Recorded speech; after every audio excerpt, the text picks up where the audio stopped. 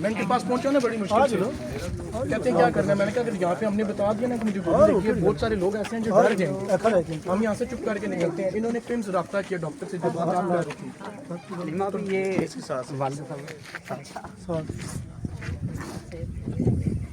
Prince کے جو تھے نا ڈاکٹر، انہوں نے حیدر بھائی کو بتایا ہے کہ یہاں پہ نہ لے کر آنا، گرفتاریاں ڈال رہے ہیں اور ٹریٹمنٹ نہیں کر رہے اور یہاں سے یہ غائب ہو جائیں گے تمہارے بندے. حیدر بھائی نے میرے لیے اسٹارٹ ہوئی ہے، انہیں پھر پتہ چلا ہے کہ انہیں پتہ چل گیا کہ کسی پی ٹی آئی ورکر کی گولی نکالی جا رہی ہے.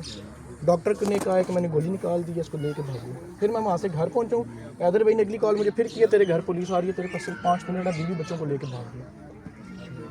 ظلم کی انتہا. اور مجھے فخر ہے کہ میرے لیڈر نے مجھے ایسے دوست بنا کے دیے ہیں جو مجھے مشکل وقت میں اکیلا، جنہوں نے مجھے نہیں چھوڑا. انشاءاللہ یہ بھی تو سمجھ آ گئی کہ آپس میں اگر مل کے چلیں گے تو ملک بھی بچ جائے گا انشاءاللہ جی انشاءاللہ. لیکن یہ ملک مشکل وقت میں گزرا، اور جو جس طرح یہ ادارے اگر ادارے اپنے آپ کو کمزور کر رہے ہیں لیکن لوگ تو مضبوط ہیں نا. جی جی ہمیں تو بالکل. یہ پتہ ہے کہ ہم نے اپنا ملک بچانا ہے، ہم ایک قوم کے طور پہ تو ہم نے کھڑے ہونا ہے. قصور تو ہم سب کا ہے، جوانوں کا کم ہوگا، ہمارا زیادہ ہوگا کہ یہ چیزیں ہوتے تھے. ہم نے ملک کو نیچے جاتے دیکھا ہے. ایک اب عمران خان ہے جس نے ہمیں، یقین کریں آپ کیا کہہ رہے ہیں، ہمارا بھائی ہے.